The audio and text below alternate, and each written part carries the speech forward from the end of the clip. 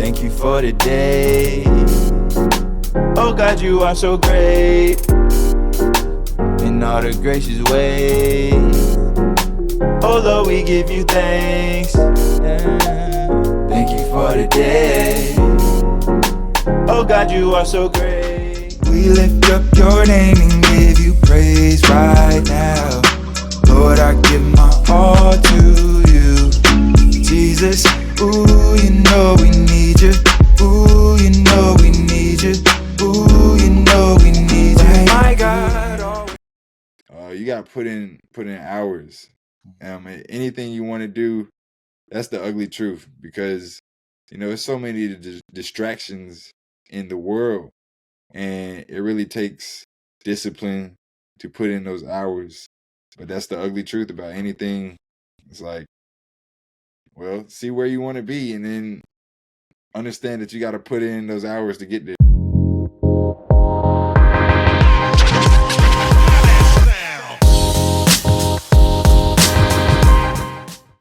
Welcome to the Unknown Options, the place where we explore the unknown options. My name is Will. Today with me, my friend Malc. Malc, it's great to have you here. Give us a rundown on who you are and what you do. Yo, thanks for having me. My name's Malc Baskett.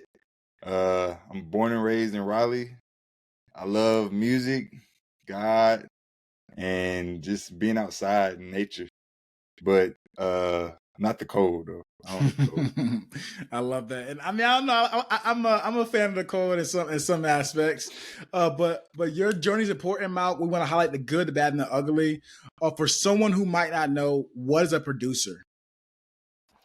Well, a producer, specifically like a music producer, what I do is kind of like an orchestrator of a project.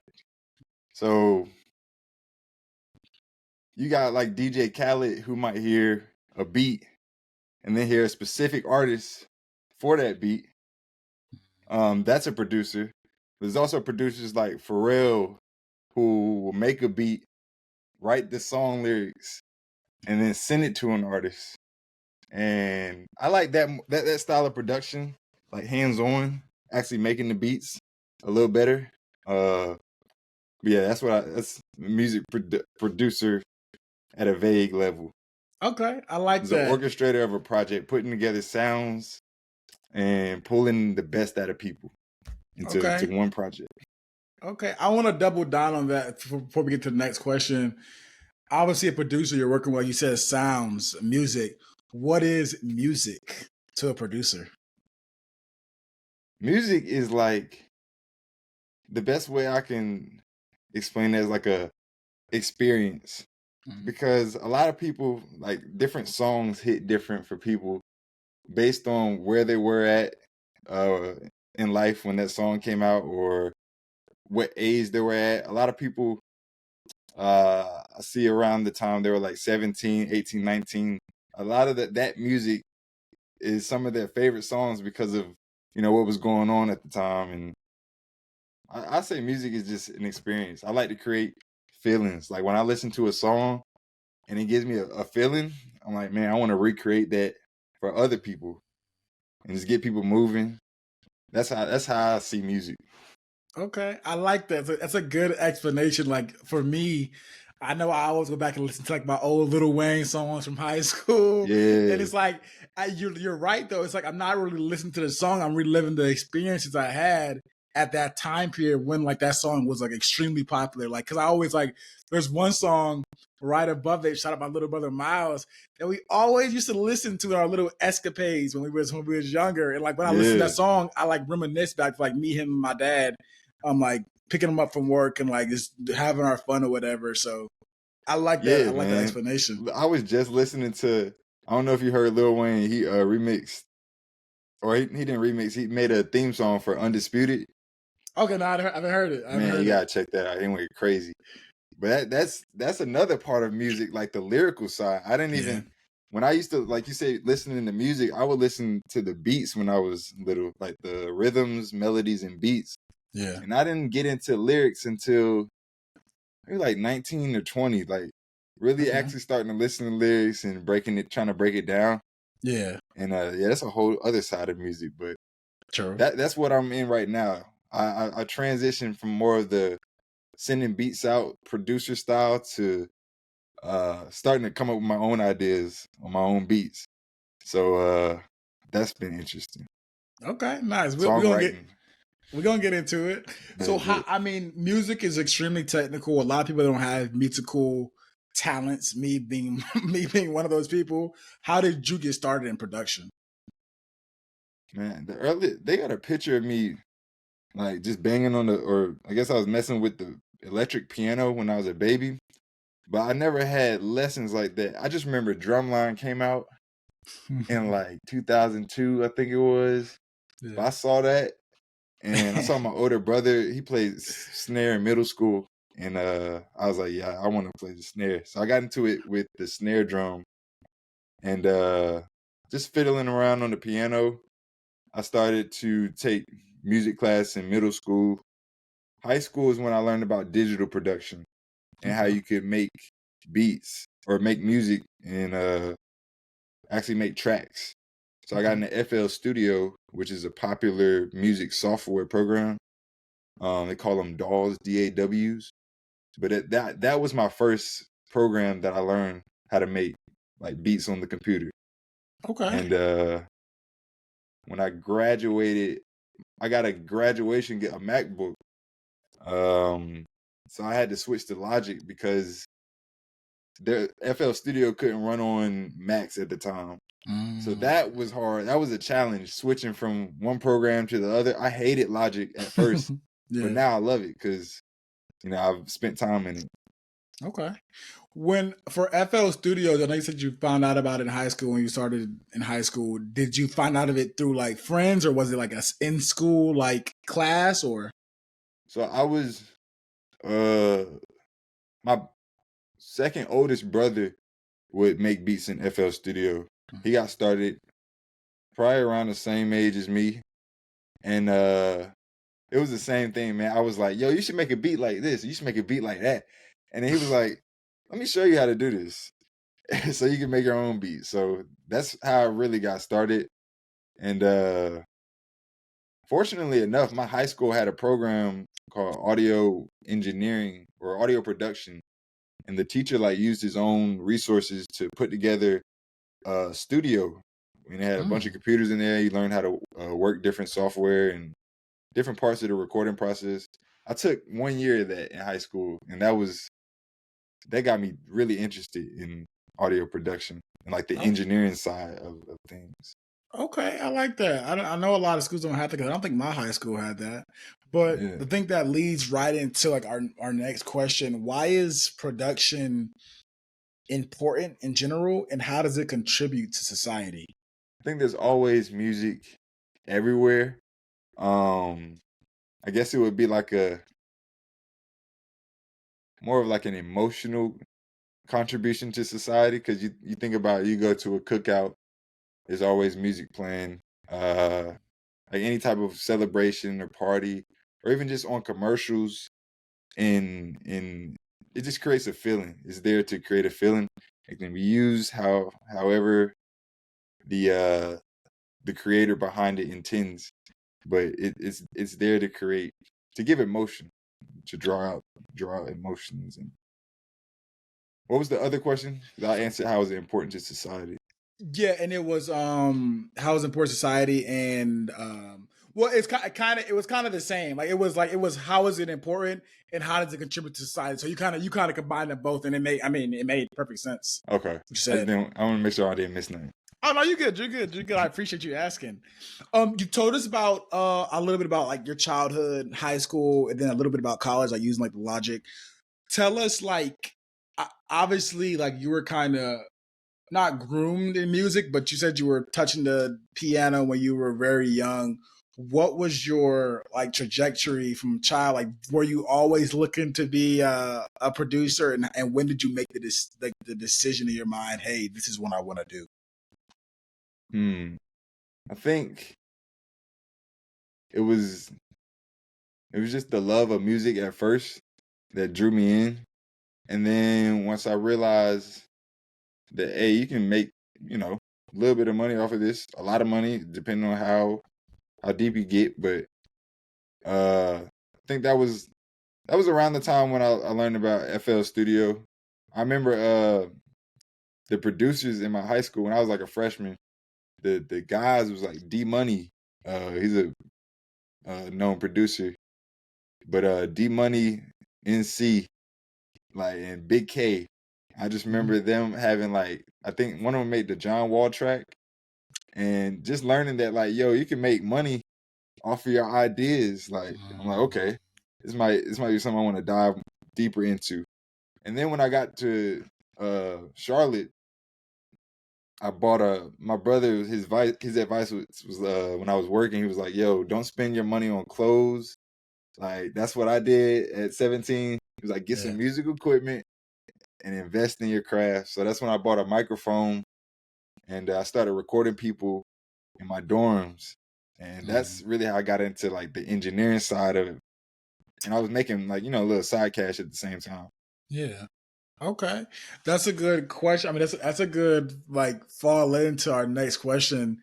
I mean, I don't know. This is a question for you, but, like, is college required, or is college not necessarily necessary, but can college add on to an audio engineering production career? So required, I would say no, but can it add on? I say definitely, because I have friends that took or studied jazz band at different colleges, and their knowledge is just insane. Not saying that you can't get that knowledge outside of college, or not just saying if you went to college you got the knowledge, but these dudes got the knowledge, and they were exposed to so many different things. But no, it's not required, because it's not like it's technical. Like, if you were an audio engineer, maybe they would require some degrees and stuff like that for school, but just putting sounds together, it's no easy task. But no, college, I don't think it's required. Okay. So is audio engineering kind of like a subset of production? Yes. Or is it okay? A lot of times on credits behind music, there'll be like an engineer, maybe a couple engineers that worked on the song, then like maybe a main producer, other producers. That's one thing that blew my mind, knowing that, like, I always thought growing up, it's like, oh, this dude made the track. Yeah. Like, it was just him. But then learning that sometimes it's like a whole team that comes together to make, like, something special. Okay. What are the other, since audio engineering is like one facet of it, what are the other parts of production that people could, like, maybe explore? Okay. When you're making a record, you got to have lyrics. So there's some people that specialize in songwriting. Some people ghostwrite for people, where they'll take like a pop star and basically give them finished songs, and the singer will make their changes. There's also, like we say, engineer, which is more of bringing out the sound. It's cleaning up the audio, leveling things to make it just sound right. When you listen to something, you're like, wow, this sounds really good. Like, yeah. There's also beat making, which commonly gets confused with producing, where if beat making is a subset of producing, but it's not producing. Producing, in my head, from my definition, like, what I learned is the whole track, like a finished product. But beat making is like meat and bones of production, because you need something, you need some sound. Okay. Yeah, that's definitely me, because I thought producing was only the beat making aspect. Because it's obviously like produced by Mike Will. And it's like, okay, yeah, bro, I made the beat. But yeah, it's ambiguous though, because it's one of those things like a genre. Like, yeah, this could be rap, but it could be jazz, but it could be blues. So it's like producing, it depends. I think it's up to the context of what you're talking about. Okay. So like in this context of what I do, production is more so, I got this beat, all right, I got these words, all right, I hear this part, let's record it. Put it all together like a symphony. Okay, Yeah, that makes yeah. sense. Okay, so I think it's gonna be a good question. Like, Okay. is there a barrier to entry in music production? Uh, Specifically, like this is a perfect time, like with AI popping up, like people making AI generated music.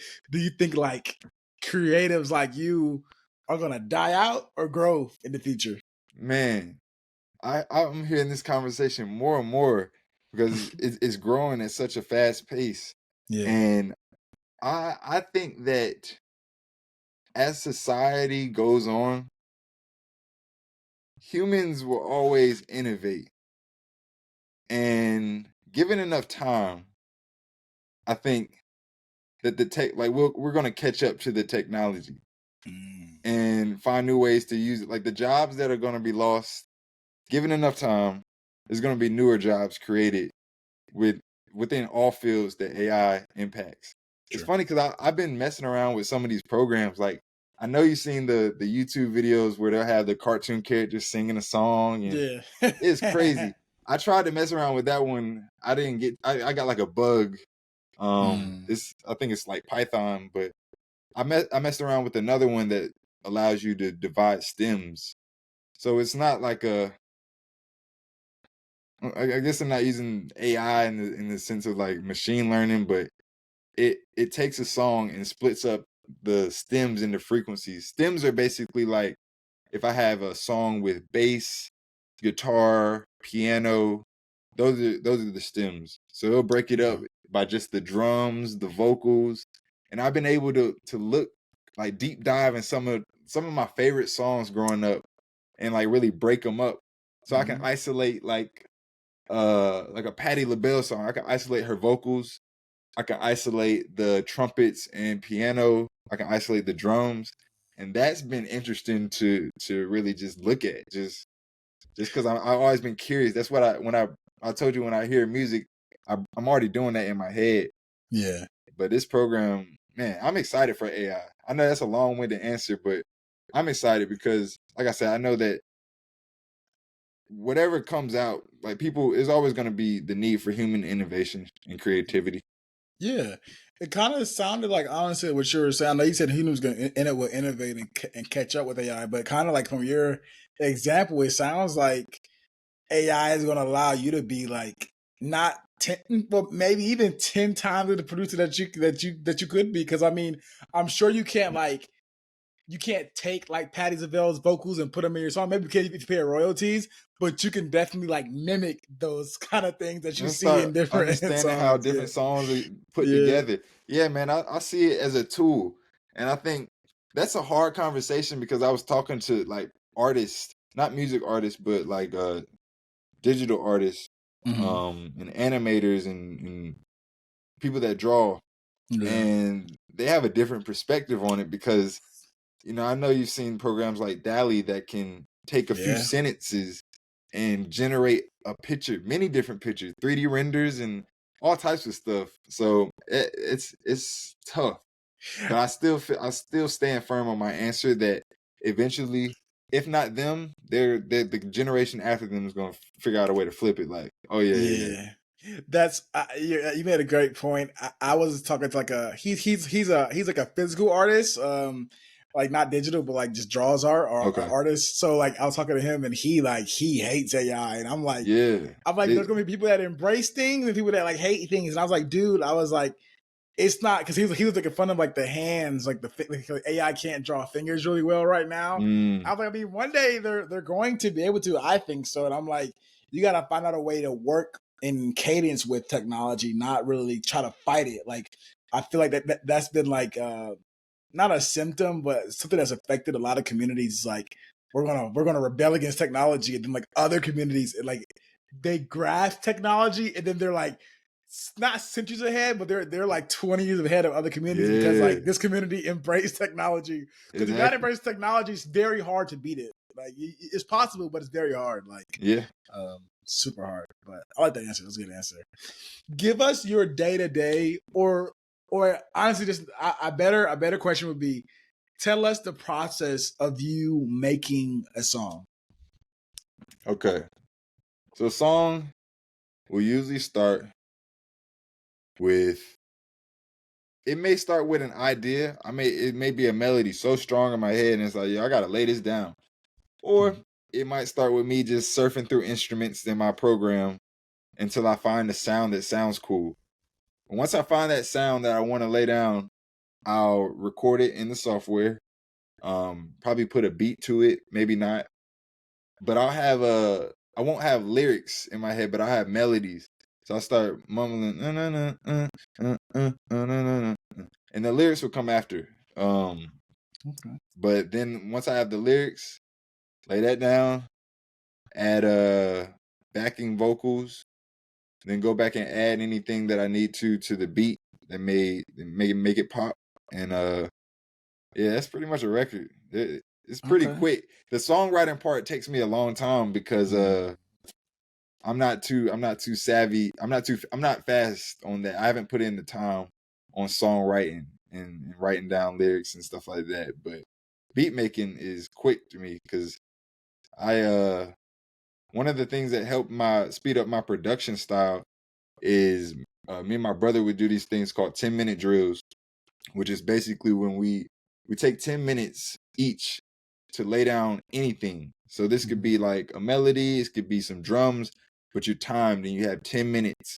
And whatever you got is what you got to go with. So it teaches you to let go while also improving like speed. So that helped me because going into studios, I get those butterflies a little less that like, oh, what am I going to make? I just know that when I go in there, I'm about to go crazy. Okay. I got two things for you. You mentioned your brother a couple of times. Is he like a really big influence in your musical career? Yeah, I would say so. All my brothers, man, because my oldest one, he can sing really well. So I will always be I'm thinking today some of the songs that I have, and I'm like, oh, sounds like a melody he would sing. And then the one after him obviously got me into FL Studio. And the one after him, like I said, he played the snare drum. He also made beats. So we're always just jamming around the house. And I would say, yeah, definitely being the youngest, that played a big influence on how I look at music. Okay. Do you think music, because your whole family's involved in music, do you think musical like talent is like learned, or is it born? Like people are born with it? I think, I'm no psychologist or nothing, but I think that during like the formative years, like when a child is learning about their environment and the world, and I feel like if music is around, you're going to pull from some aspect of that.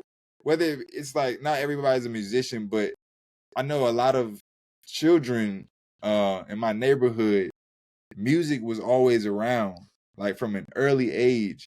So that's why a lot of like dances and dancing just as a kid, music, yeah, I feel like during those formative years, if music is around, you're gonna take some aspect or you're gonna pull from that in some way, whether it be like the rhythm aspect of it, or you like a lot of people like poetry. Yeah. Some people see colors and images from music. I think it's called synesthesia. But yeah, they'll hear different frequencies in music and see colors. So I definitely feel like if it's around and you have the interest in the passion, I guess this will answer your question. Because that was kind of vague. More so if you have the passion, I don't know what that is. Like, how do you explain passion? Where does is it I know that God, like we can do nothing without God. So, ultimately the answer always comes to him. But yeah, I can't really explain passion like that. I guess it has to do a lot with influence and what you like. See, I think it's given. Hard. I think it's given. I think you learn it, but because it was given to you. It's like I've experimented with music a little bit, but I've never had a passion for it because it's not in my heart. You know what I mean? Entrepreneurship. Okay. I've been doing entrepreneurship since I've been like 5. You know what I mean? It's like Yeah, it's like it's in me. It's in me. Like, you know what fulfills you. Yeah. So I think it's like it's something that's I think like certain skills are ingrained in people, and it's like you can choose to like I guess like nurture that skill, or you can ignore it. And I think like because I'm just like looking at you, like your whole family is involved in music, or your brothers, I guess. And I got two older brothers myself, and none of us are involved in music like at all at any rate. You know what I mean? So it's like I feel like, but then it's something about like you being the youngest. Like we're both the youngest in our family too, Oh, so okay. it could be something with that too. You know what I mean? You never know. Yeah. Yeah. But okay, that was good. What are the like what producing music is one thing. What can one person do after they produce music? Like what are like the possibilities of growth within like that entrepreneur? Just in music. Yeah, just in music in general, I guess. Like in like if you can produce music efficiently, what else can you do with that? Okay. I think the first thing it allows you, if you do it at a high level, to where like you're in the industry and you're making a living, I think that allows you to free up time to be able to do whatever else you want to do. Like, my brother's on tour right now with his rock music and code, and getting into that has allowed him to start learning game development. And now he's like a full-on game developer. He's got like tutorials on YouTube I've been following because I'm like, yeah, I want to learn this. Yeah. And yeah. Okay. Yeah. So freedom, it could bring freedom. Yeah, freedom. I guess like more career focused or career based, it allows I guess different doors and opportunities may open based off of like you building your resume in music. So people learn that like, okay, this guy had this many Billboard hits and he produced that and he's behind this, and they may offer a movie, like allow you to score a movie or something like that. Like different doors of or levels of production, different doors might open. Okay. That's vague saying like different doors, but like different opportunities to produce other types of music or okay. Yeah. Yeah. That makes sense. Okay. Or like, now we're oh, go ahead. Oh, you know, you good. Nah, example that came to my mind was Pharrell curated the soundtrack to NBA 2K15. So stuff like that, like, okay, this guy's got a hit, or he got a couple hits, a lot of hits. We trust him to handle this project. So I guess you're building a track record, credibility. Okay, that makes sense. Okay, I like that. All right, so we halfway through. We're going into the not so speed round. It's gonna be like a little speed round of questions. You can answer as slow as you want or as quick as you want. It's not so speed round. The first question is what is a profession that's most like producing, do you think? I would say farming, because there's a lot of aspects that go into farming. It's not just watering, but it's also making sure. I think farming relates to a lot of things because you got to make sure the soil is good. Make sure the seeds, plant them in the good soil. Water, make sure it's watered. It's a lot of attention to detail that goes into it. But at the end of the day, like you said, these gifts are given. So we don't bring the increase. God brings the increase in farming. But yeah, I feel like that's like you can compare that to a lot of different careers. That's my answer for that. It's good. And then the thing too, on top of that, is like you could do everything right as a farmer, and it's still like you have a bad harvest. Like you might get pests come in, you might have bad weather. So it's like you might have to do everything right in the song, and like no one like it. You know what I mean? Yeah, and it's like it's a good example. I like it. Okay, what would society look like if producers didn't exist? Boring. Without music, I feel like things would be so bland. True. Yeah. Okay. I like that, and I agree. It makes sense. Give us the good, the bad, and the ugly associated with producing. So good, like one good thing associated with, one bad thing associated with, and one ugly thing associated with it. One good thing is just being able to hear an idea in your head and being able to put that down and bring it to life. that's really cool. It's always been fascinating to me that I can hear like a and then lay that down in the computer and then add on top of that and sing on it. That's one good aspect of it.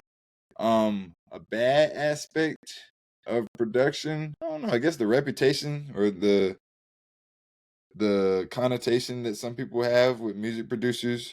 I guess in the industry, as you get in the industry, there's it's like a bad rep for producers of being shady and stuff like that. But I feel like that's any profession. You're gonna have people with different intentions, different motives. But I don't know. Not too many bad that comes to mind right now.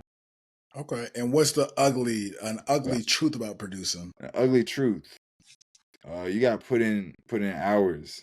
Anything you want to do, that's the ugly truth, because there's so many distractions in the world, and it really takes discipline to put in those hours. But that's the ugly truth about anything. It's like, well, see where you want to be, and then understand that you got to put in those hours to get there. True. I love it. The truth is always ugly. Yeah. Are you underpaid or overpaid as a producer? Underpaid or overpaid? For the context of this question, I'm gonna say underpaid.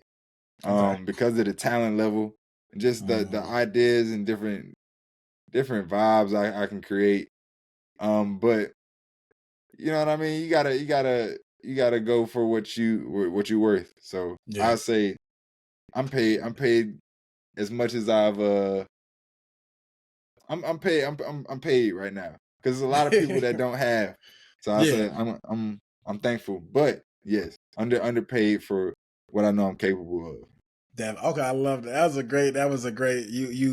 You fairly paid now, but you have like, it's not the potential. You actually have the idea and the talent now to make more, but you're thankful for what you have now. You're going to get that in the future. I love that. Yeah. I love it.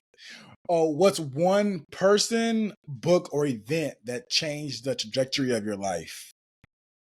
I would say Jesus Christ. Learning about the gospel, like the good news, Yeah. and learning what he did, his sacrifice for all of us. That changed my life, because it allowed me to operate in a state of flow, where I don't have perfect faith or nothing like that. Nobody's perfect, you know that, but Yeah. it allowed me in different situations to just go with it. Like I trust that whatever happens, I'm gonna put my effort into this, and whatever happens, it happens, and I learn from that and grow. I think it just opens up a different perspective, for the different challenges that come in life. So I gotta give all glory to God. I love that. That was your 34th guest, I think. And you're the first person that mentioned Jesus Christ. But he would definitely be the most influential or changing my life too. Man, that's really good. Really good. That's a whole nother you can't conversation. Wow. Hey, you can't. It's I'm gonna go off topic real quick. I think it was in Zechariah. It said there's a prophet Zechariah. I think he was in prison, and he was like, I can't get started because it's like a wheel. This is the Old Testament of the Bible. He said, I can't get started because it's like a wheel in my body, and like the book just burns me up, and I have to speak about it. So it's common. I mean, the book says like you're gonna want to speak about it when because it's written on your heart. So it's I love that, and I love that you're not afraid to speak about that on a public platform. But it's man. I mean, I love it. Okay, I love it. Last question. Okay. If someone wanted, let's say, young Tiffany, she's 18, first out of college, first out of high school, she wants to be a musical producer. What are the actionable steps that you give her to get where you're at? Okay. The first thing I would say is stop thinking so much. Just go ahead and put it out, because the idea in the arts, a lot of times people are thinking like, oh, I gotta have this idea polished, and I need this and I need that, and I want it like this, and I want it to come out this. But a lot of times your gift and your idea isn't for you. We don't even know where we'll be tomorrow, the next day. So we have to use our ideas, because understand it's not for us. So all that, trying to make it perfect, that comes along as we go. I would tell her, stop thinking so hard, put out your idea, and learn and grow, and just keep developing, keep cultivating your craft. I would also say get out, depending on what you want to do. Find out like what you want to specialize in. Doesn't mean you have to stick to that, but find out something that you want to specialize in and dive deep into that. So if it's producing for other people, you got to be at these open mics, connecting with people, making sure just people see your face, making sure you put your name out there. If you're more engineering side, get your equipment right, get microphone. If you want to record, if you're an artist, same thing. Get your equipment. The same thing my brother told me. Invest in your equipment, because that's gonna go a long way. Like my interface, I've had that since I bought it. It's lasted a minute. And that was when I was like 18. But yeah. And then lastly, I would say, just go hard. Don't think so much. I love it. Those are vague answers. It's not like a concrete set of steps, because I'm still growing. Yeah. During this interview too. So. But vague is good, because if you give people stringent instructions, if they follow it and they don't get where they want to be, they're like, "Yo, that was wrong." You know what I mean? True. You know what I mean? That worked for you, but everyone's path is different, and it's like I really liked what you said. Is like the idea you have is not for you. I'm like a real advocate for like everything is given, like whether it be money, and like I really learned this with like my father's in the hospital, and like I was thinking, I don't know if I was thinking or I heard it on a podcast. I don't want to take credit for it. I know it was given to me, but it was like I was like, it was like relationships are a gift, and like relationships can mean like from like romantic to familial to like brotherly. And it was like my father is going through a lot right now, and it was like God gives gifts, and because it's a gift, and He takes it away. You know what I mean? And it's like people don't realize like everything's a gift. You know what I mean? So it's like, and every gift is not for you. You know what I mean? You might get $1,000. You might be married. You gotta give $800 to your wife. You know what I mean? You know what I mean? So every gift is not for you. I really like that. Every idea is not for you, because if you can get out of your own way and like really look at the value that you're providing for other people, you're gonna grow exponentially. Yeah, like, that increases like the why. That gives substance to your why. Like it's not just so small anymore. It's like, yo, this serves a purpose. So if you got the ability to do it, go ahead and do it. Yeah, yes, sir. Man, this has been an amazing interview. I love it, man. Thank you. Thank you for joining us. Give us like give a little final words, and then like all of your like social media links to what you want people to follow, stuff like that. Yeah, first off, appreciate you for having me again. This setup is amazing. I love the conversation. But social media, I'm Malc Baskett on everything. Twitter, I don't use Twitter. YouTube, Malc Baskett. TikTok, Malc Baskett. Instagram, Malc Baskett. Check me out. I got one piece of workout right now. It's an EP called Compiano, Compiano. But if you just look up Malc Baskett on any streaming service or YouTube, it'll come up. It's MALC and then Basket with 2 T's, Baskett. Okay. Yeah. All linked in the thumbnail below, or the comments below, all linked down there. Thank you again, Malc, for joining us and telling us about the life of a producer, how to become a producer, and the nitty gritty of being a producer. Thank you guys for watching The Unknown Options, a place where we explore the unknown options, the #1 place for career acceleration and apprehension. Please comment, like, and subscribe. Y'all have a nice, blessed day. My guy.